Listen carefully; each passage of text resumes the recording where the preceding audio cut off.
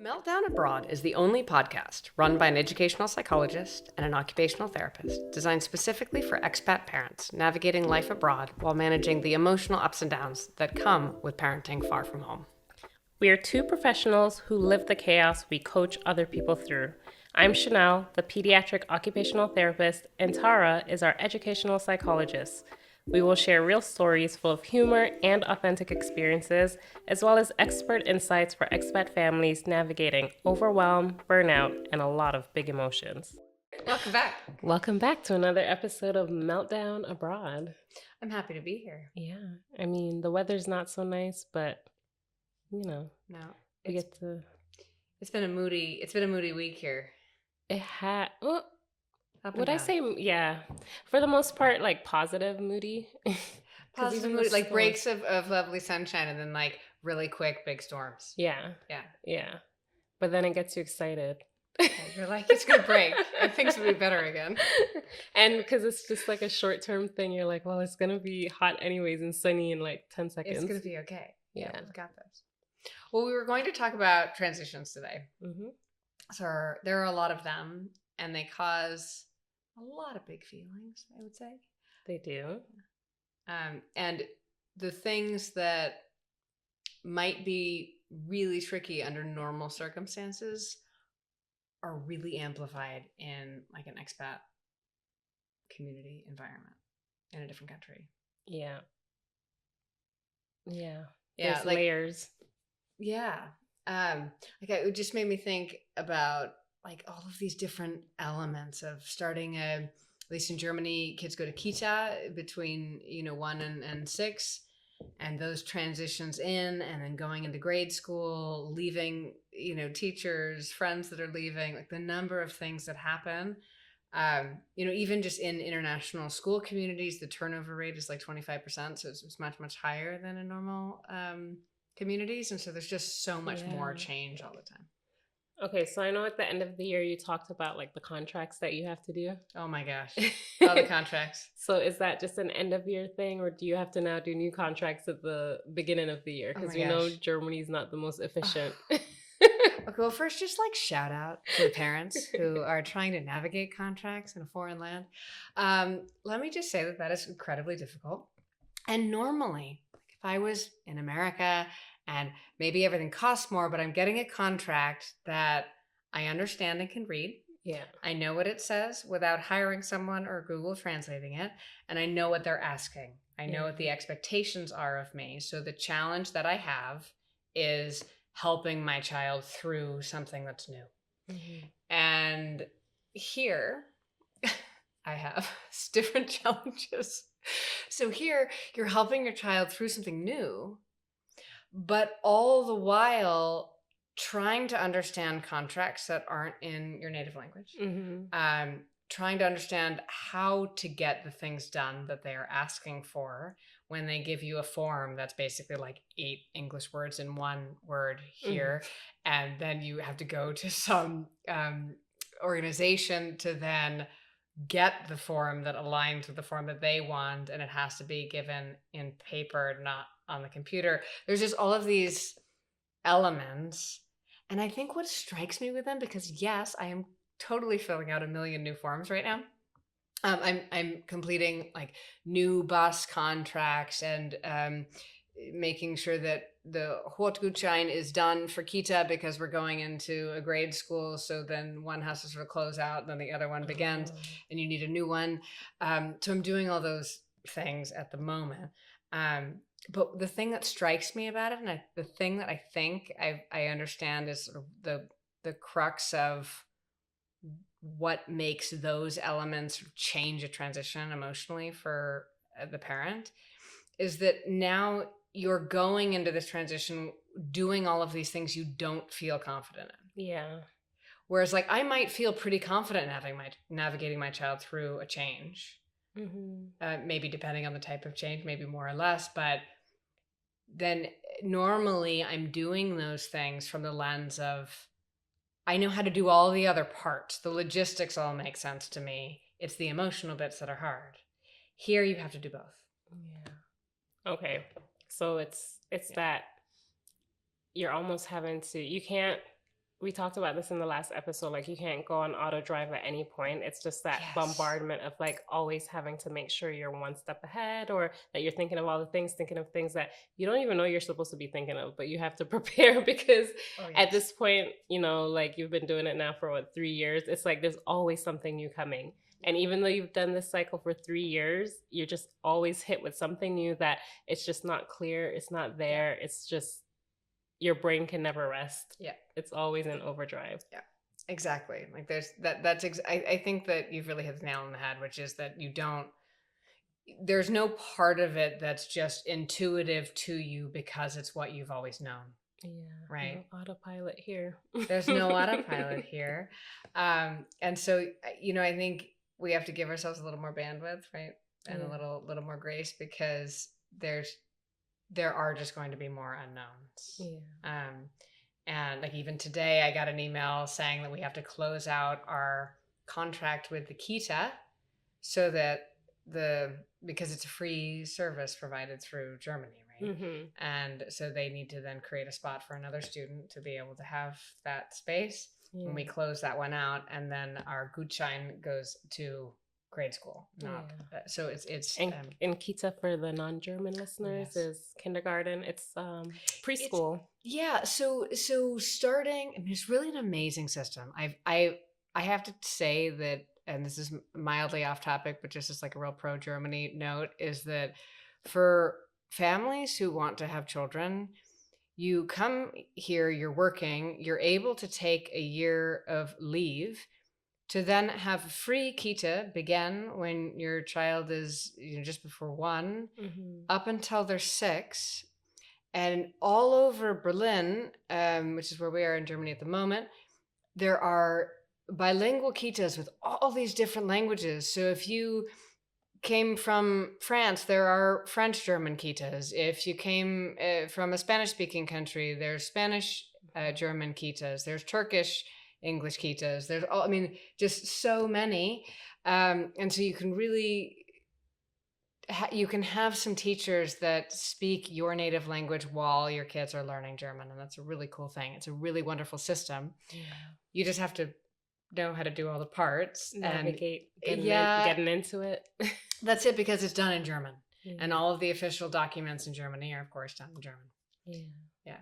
But I mean, another cool thing about our job and the resources that we can provide is that there are networks of people like us who help parents not just work directly with their kids or work with the parents, but help them to be able to navigate the Kita systems or moving, and how to navigate being an international, and the steps that you have to take to just set your family up and set yourself up for that success, right? Yeah, exactly. There's actually a great organization that we work with sometimes that is really useful in helping to pick a Kita and understand the dynamics and the process. And we could maybe in show notes we can put that out there for everyone. Yeah. And I mean, it just kind of brings me back to that community. So last episode we talked about half cup, and just like the baseline is already, it's different when you're international versus when you're at home. And so it's preparing yourself and being able to find these communities and being able to find these resources that can help relieve some of that stress and help you not necessarily come out of autopilot, but to be able to, like at least have a stepping stone so that the directions are there. Like you at least have a map. Right. Yeah. And that it's huge. Absolutely. And also the community's bigger than you think. Yes. It actually is. It doesn't feel that way at first. Like really, it doesn't. You feel kind of alone at the beginning. And then you start to realize that there's all these people and these communities where not only are there professionals like us, there's also lots of parents, and they did what you're about to do, and they did it last year, and they can be like, oh, if you're applying to school, these are the things that you need to know, and this is the place you need to go to do it, and this person really helped me translate things, and you can just begin to get things done in a way that feels less overwhelming and that you can manage. I know that they try to develop like Keats, like that's your neighborhood, so they try to have Keats meetups in different pockets where the parents can go and organize, or just have play dates and rally system, maybe just an alcohol buddy, a drinking buddy. That's it. There are like all of these little community pockets that develop, and there's there's so many resources in that, because everyone has been where you are. And there are a lot of people that have been there a couple years ago. Yeah. And because of how tricky it is, the crazy thing about like memory and emotion, right, is like you deeply remember the things that are tricky like this, but it lends itself so easily to then helping somebody else. I mean, I've now done that several times personally myself. And not talking about professional, but just mom to mom, with resources or a process that was really helpful for me. And people are really willing. We just have to be open to ask.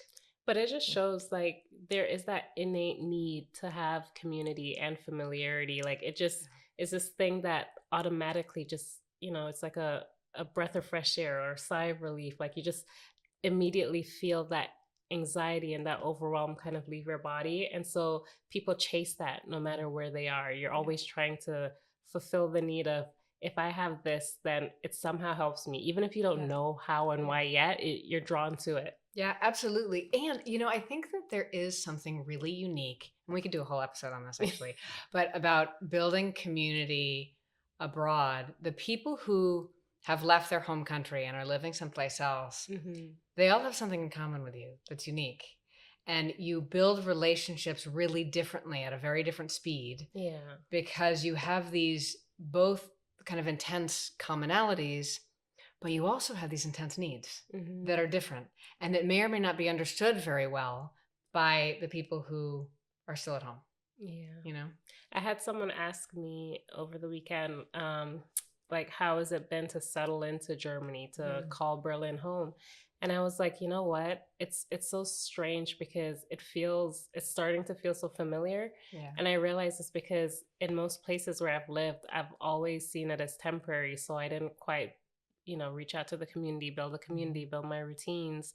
I didn't rely on that as heavily. Whereas here, because I don't know the language and because, like it's just, I think not knowing the language is the biggest part of like, I need someone. I can't do this by myself or be by myself. So you're almost forced into wanting to create and find people around you. But that has settled me so much. It's like, actually, I have my friends, I have my routines, like I do things here. And it all feels so instinctive now that I'm almost like, I can't imagine living anywhere else. So I didn't have to really think about, like what the benefits or the challenges. I was just like, it just feels like home. Yeah. And that's because I've created this community around me. Okay, then let me ask you this. I have an important question because I feel like this comes up a lot for people, which is, how long do you think or do you estimate it took you to feel that way? I would say, so obviously I moved here to be with my partner, so I already had that familiarity with him and I've met his friends before. But I would say I traveled a lot to the US for the first year where I was like, but if I took that part away, that 1 year where I just kept traveling back for work, I would say maybe about like 1 year. Okay. It didn't take long. Yeah. Because when I lived in Seattle, again, this was intentional to not like set roots because I knew it was going to be temporary. Yeah. I lived there for 2 years before I started to try to find a social circle, and trying to find the social circle felt harder then, whereas here it just kind of happened immediately without me even realizing that it was happening. So it's like, oh, it's really good. It's really good. Yeah. I mean, I think that, under many circumstances, expecting 12 to 18 months is probably pretty reasonable to feel more normal. I think and to feel like you trust in the community that's been made, where you're like, oh wait, you have that realization, right? Because you're building it the whole time. And as a parent, you have all these, in some ways you have all these mini communities that other people that are not parents don't have as easily, which is, that you've got the kita and you've got the school and you've got these, your kids want to play with other children. And so then you're meeting their parents and you're meeting people at the bus stop and you're doing the playground. You're forced into the groups because even like in the kita, the parents have a group. And when you go to school, the school has a group and the classroom has a group. And you're like being like, there are all these groups. That's it. You're a part of them, whether you want to be or not. And so, but that has all these benefits, right? And ties you in. And, when everything is new and everything is changing, we're often dealing with so many things that we're not as aware of what we've already created, or even giving ourselves credit for what we've already created. That's very true. And it sounds like it took you about a year to realize what you created, right? It took me a year to create it, but another year to realize it. Yeah, exactly. And I think that if we could do even one thing, it would be to notice and give ourselves some credit for the things that we've begun to put into place. Yeah. It's that going back and like learning to just kind of reflect and debrief with yourself, like realizing in the moments that actually I made this step. Okay, this was better. Yeah. It wasn't as hard. Like I still felt anxious, or it still made me feel sick, but but it wasn't as bad as the last time. Or this time you learn to like, maybe you leave the kids somewhere and then tackle this by yourself, so it doesn't feel as overwhelming or as scary. Absolutely. Yeah, you do. You start to pick up these traits and you don't even notice. Yeah.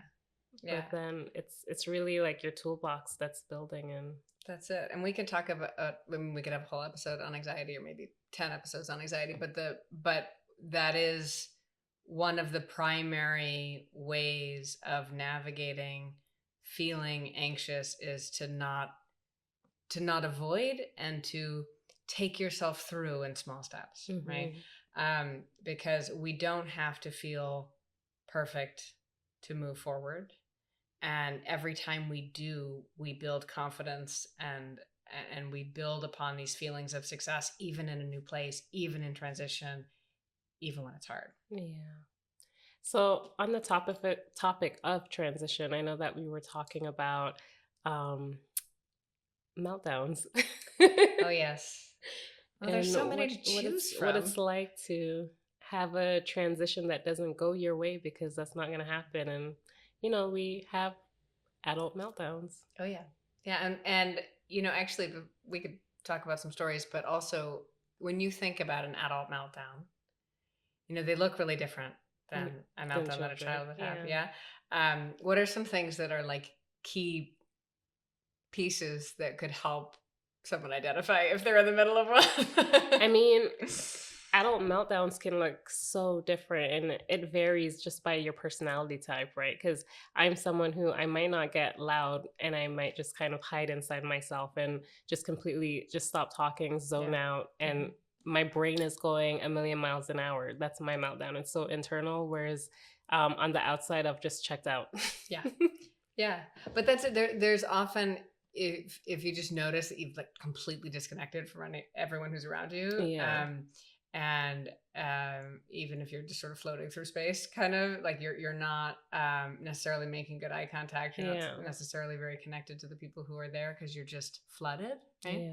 I get more irritable, like things that would be maybe mildly annoying become more so. And then for anyone with sensory sensitivities, for sure, and I'm one of those people, so I can speak to it personally in addition to professionally, but those all get amplified. So if you have auditory sensitivity, and then you're quite stressed or overwhelmed, and sort of mid meltdown, let's say, those things are going to feel much, much more intense. And so you might find that you need to remove yourself from the source of really intense sound. Or you find yourself escaping, like you're getting out of there quickly. That is the meltdown. Running away. Exactly. From that. Yeah, it's a lot quieter and a lot more internal for many people than it would ever be for a child. Kids are loud. Kids are loud in how they feel, and I think that sometimes we mistake that for being not well, and really, they're not containing their experience for the purpose of someone else. Yeah. Actually, the kids are regulating better than we are. Exactly. They do it naturally, because they're not socially attuning how they're regulating. Even crying is a form of regulation. So when you are in the bathroom and you're sneaking a cry, you're regulating your nervous system, right? And that's not to say that adults don't have the loud meltdowns too, because the snapping, the mom rage, those are definitely signs of a meltdown when you've had enough. Yeah, it absolutely can. It absolutely can happen, and it looks different for everybody.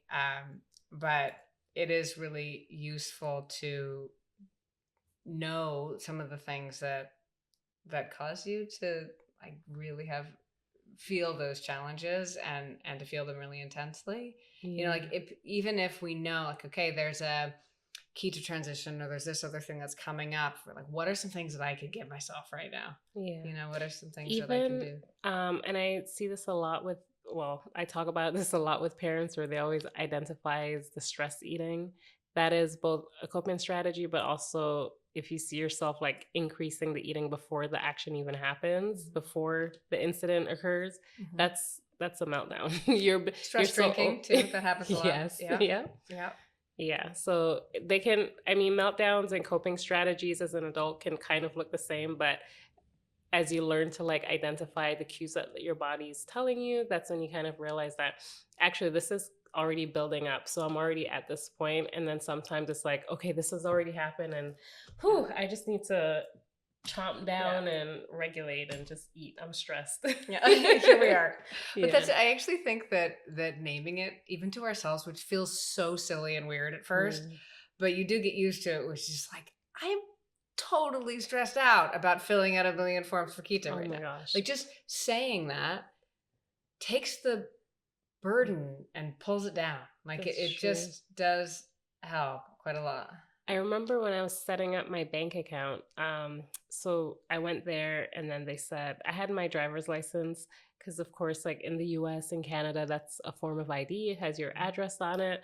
But here in Germany, it's not a form of ID. And I couldn't figure out why for a long time. And I realized actually it doesn't have my address. But I don't even, that's like side story. But I'm even confused by that because my passport doesn't have my address, but that's an ID. So what makes it different? Yeah. But so I brought my ID to the bank and then no, I didn't. I had my driver's license and that's all I had. I didn't realize I needed more than that to take out a bank account. Probably a rookie mistake, but I was like, oh yeah, ID. No, actually, you know why? Because I'd already done that process online. That's what it was. So online, you set up, they do like this phototon, like you already do an ID verification and then they give you an appointment. So I show up and I was like, I've already done the identification part. So it just went over my head. Okay. Right. It's just now to open the bank account. And so I go in and they're like ID and I whip out my driver's license and she's like, this isn't ID, it has to be passport. And I was like, oh man, I don't have my passport. So then I have to go back home. And this time I'm writing. It was summertime. I remember it was pretty warm. So then I rode all the way like 25 minutes back home. And then I got the passport and then I ride back to the bank and it's a long line. So it was a long line to begin with, but now it's a long line again. And then I get to the front of the line and now by this point it's been like 2.5 hours since I initially like started this venture. And I get there and she says, there's no appointment for you. And I was like, of course there's an appointment. Like the system gave me an appointment. And not to mention, like you asked me for ID and we like had a conversation before this. And now you're telling me that there isn't an appointment. So she's like, well, you need to show me. And I'm like, it's on my laptop. I don't have my laptop with me. So then I go back home and I get the laptop because I'm like, I know I have an appointment. It's here. I filled it out. And luckily, like I didn't close the screen on my laptop, so it showed the appointment. So then I come back and now it's like going on to 3 hours and they're closing and I go there and she says to me, we're closing. We're not taking anybody else. I went and I sat down and I started eating gum. I had a packet of gum and I just kept full in my mouth till I ate the entire thing and I just had gum in my mouth. Because I was like just like breaking down on the inside. I was like trying to stop myself from tears. I was like, okay, and like I've done all of this. I've now spent 4 hours of my day trying to open this bank account, and then I was chomping down on this gum until I felt better. And I called my partner. I was like, you need to talk to these people in German because I'm not leaving. And he called, like I put him on speaker, and I was like, anybody that's listening. And somebody comes over and starts speaking to him on the phone and was like, okay, we'll help her. And I was like, oh my God. But like that gum was so like, it was just the funniest thing because I'm just like piling my mouth because that's all I have to like, I don't know if it's a meltdown or if it's a soothing, but I'm just like, I need something right now. And I'm just like chomping till my mouth is full of gum and my jaw's hurting me. So it's just like, man, Oh, but it was man. helpful. Hey, I was getting proprioception. Look, that's it, It was right? regulating Yeah, me. you were regulating It stopped yourself. me from like just crying. I probably would have been on the floor screaming. Yeah. Well, If and a not good for the cry might have gum. been okay at that moment too, but it sounds like you also found your way to a tool, which Yeah. was to call your partner. Yeah. Well, after regulating, like actually calming down a little, I was like, okay, like I'm not just gonna waste my time. I've done this. Yeah. And obviously, like English, they don't really prefer to speak to you in English. So I was like, the next best thing I could do. But I came of rational mind after that Yes. gum After the incident. gum. It's like, oh God. What a situation. See, this is the thing, it's that if you spoke German or if you were someplace in a different country where they were speaking English at an Mhm. organization like that, the whole thing wouldn't have happened. No, Right? it wouldn't Um, have. and so there's all these.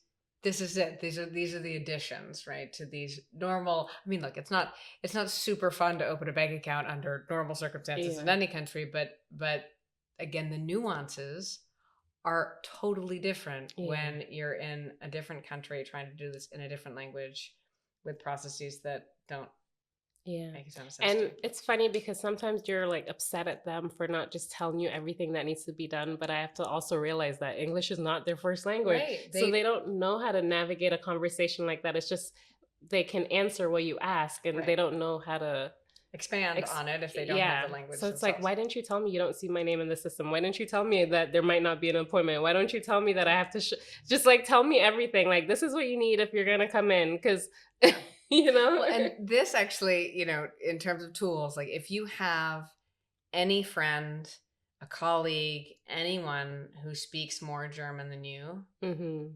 bring them with you if they're Take willing. them. Yeah. Buy them lunch, and it changes entirely how all of these experiences go. And since you have to go sort of repeatedly to places like, I mean, not necessarily to the bank, but to places where you get materials and forms signed Mhm. and sort of government issued forms and things, you're going to do that a few different times. And your anxiety level is just going to go up if you go in and you have these horrible experiences and you didn't have a little bit of help. It actually goes such a long way to have a little bit of help with you and then be able to navigate it and then not be so afraid to go back in next time. Those are other stories I have. Oh, yeah. man. I have had many of those too.